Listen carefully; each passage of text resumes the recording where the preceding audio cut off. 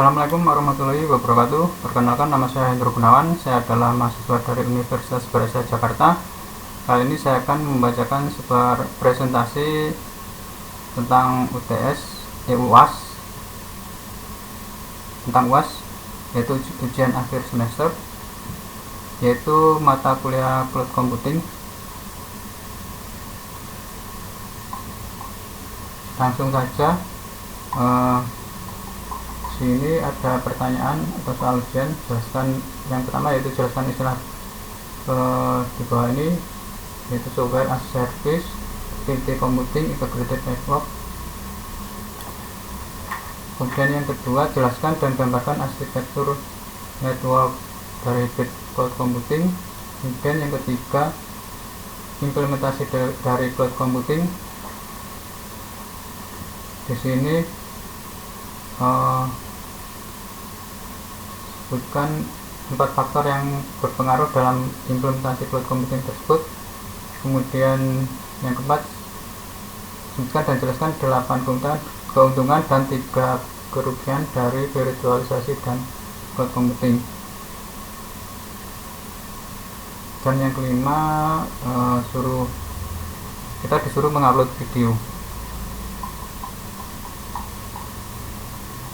Sini terdapat kata pengantar dan daftar isi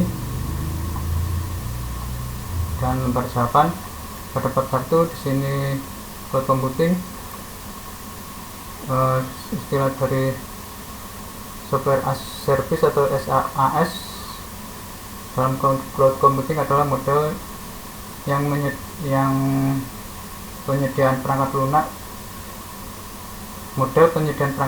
di mana aplikasi atau perangkat lunak tertentu disediakan kepada pengguna melalui cloud atau internet. Kemudian beberapa ciri utama dari software as a service atau SaaS, yaitu yang pertama, akses melalui internet. Kedua, berbagi sumber daya. Ketiga, pemeliharaan oleh penyedia layanan. Keempat, berbasis langganan. Kelima, skalabilitas. Dan yang keenam, akses dari berbagai perangkat. Contoh aplikasi SaaS yang umum melibatkan perangkat lunak produktivitas seperti Google Workspace dan Microsoft 365 dan Salesforce untuk manajemen pelanggan, dan banyak aplikasi lainnya. Kemudian istilah utility computing. Utility computing dalam cloud computing merujuk pada model di mana sumber daya komputasi diakses dan digunakan seperti layanan utilitas umum seperti listrik atau air. Ini adalah pendekatan dari mana pengguna membayar hanya untuk sumber daya komputasi yang mereka gunakan. Mirip dengan cara kita membayar tagihan utilitas berdasarkan penggunaan.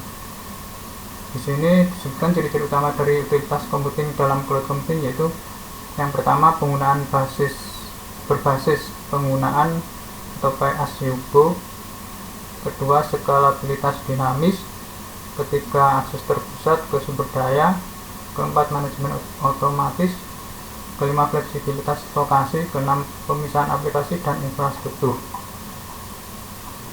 Kemudian istilah integrated network, yaitu merujuk pada suatu jaringan yang terintegrasi dengan baik untuk mendukung distribusi sumber daya komputasi dan layanan melalui cloud. Beberapa ciri diantaranya yaitu keterpaduan infrastruktur, skalabilitas, kemudian kualitas layanan atau quality of service atau cost, kemudian keamanan, manajemen traffic, kemudian manajemen interkoneksi layanan. Kemudian bab 2 yaitu hybrid cloud computing. Arsitektur hybrid cloud computing adalah model cloud computing yang mengintegrasikan 2 atau lebih lingkungan cloud, baik itu cloud public, cloud privat, atau infrastruktur lokal atau on-premise. Berikut adalah penjelasan dan gambaran arsitektur hybrid cloud computing. Yang pertama, komponen utama, yaitu terdiri dari cloud public, cloud privat, dan jaringan terkoneksi. Kemudian lapisan arsitektur terdiri dari lapisan aplikasi, lapisan manajemen data, lapisan manajemen operasional. Ketiga, hubungan antar lingkungan, terdiri dari jaringan terpadu VPN atau Virtual Private Network, yaitu pengguna VPN untuk memastikan koneksi yang aman antara berbagai lingkungan cloud. Keempat, keamanan, terdiri dari keamanan perimeter dan enkripsi. Kelima, integrasi identitas dan akses, di mana poin 5 ini terdiri dari manajemen identitas dan SSO atau Single Sign On.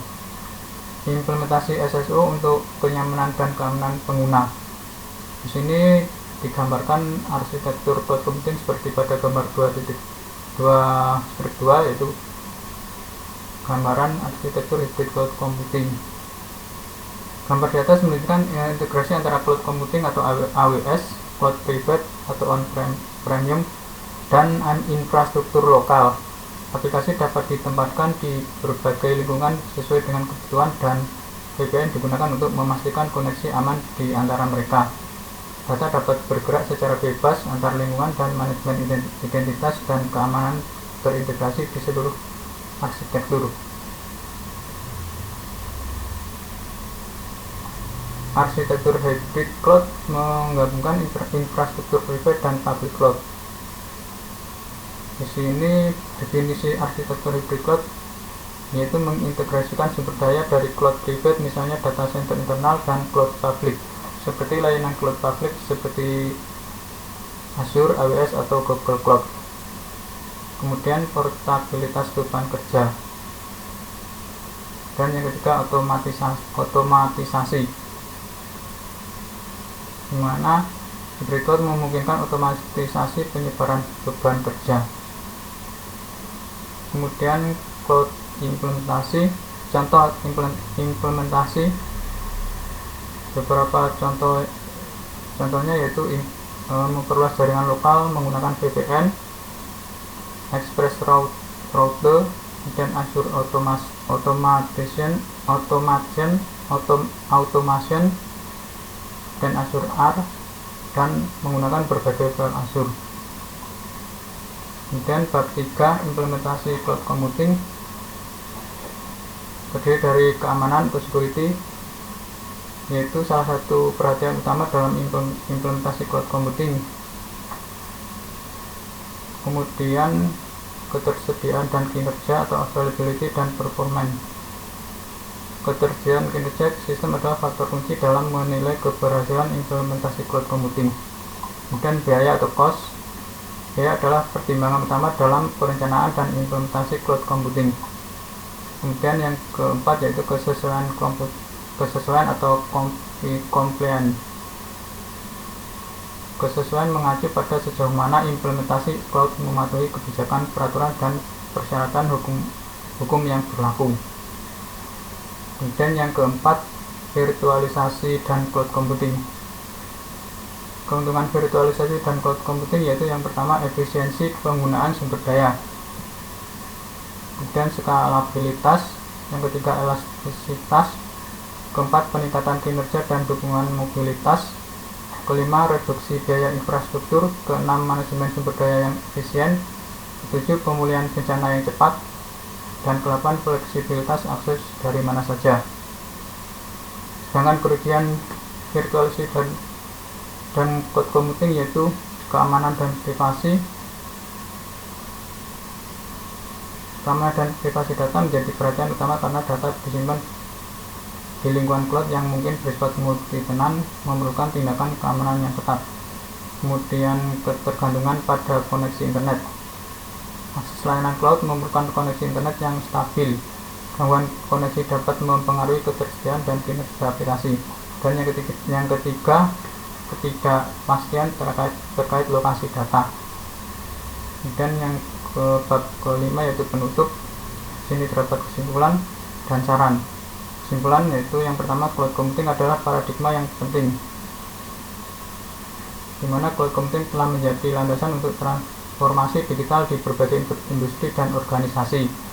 Kedua, berbagi model dan konsep. Terdapat berbagai model cloud computing termasuk SaaS, utility computing, dan hybrid cloud yang dapat disesuaikan dengan kebutuhan dan tujuan bisnis. Ketiga, keselarasan dengan kebutuhan organisasi. Penting untuk memilih model cloud computing yang sesuai dengan kebutuhan keamanan dan anggaran organisasi. Keempat, keamanan dan kepatuhan. Di sini merupakan faktor utama yang harus dipertimbangkan dalam setiap implementasi cloud computing. Dan yang kelima, keuntungan dan kerugian. Ada keuntungan besar dalam menggunakan virtualisasi dan cloud computing, tetapi juga ada risiko yang harus dikelola dengan cermat. Dan saran penilaian risiko, perencanaan strategi. Jadi penting untuk mengembangkan rencana strategis yang jelas untuk implementasi cloud computing. Dan pelatihan dan pengembangan SDM. Keempat, kemitraan dengan penyedia layanan, yaitu memilih penyedia layanan cloud yang handal dan berpengalaman. Kelima, evaluasi dan peningkatan terus-menerus. Dengan memperhatikan kesimpulan dan saran ini, organisasi dapat berhasil mengadopsi dan mengelola cloud computing dengan lebih efektif, memberikan nilai tambah yang signifikan bagi operasi dan pertumbuhan bisnis mereka. Dan ucapkan terima kasih. Daftar pustaka, link video, dan biografi penulis, serta tabel nilai. Oke, terima kasih sudah menonton video dari saya. Jika ada kesalahan mohon dimaafkan. Akhir kata saya ucapkan wassalamualaikum warahmatullahi wabarakatuh.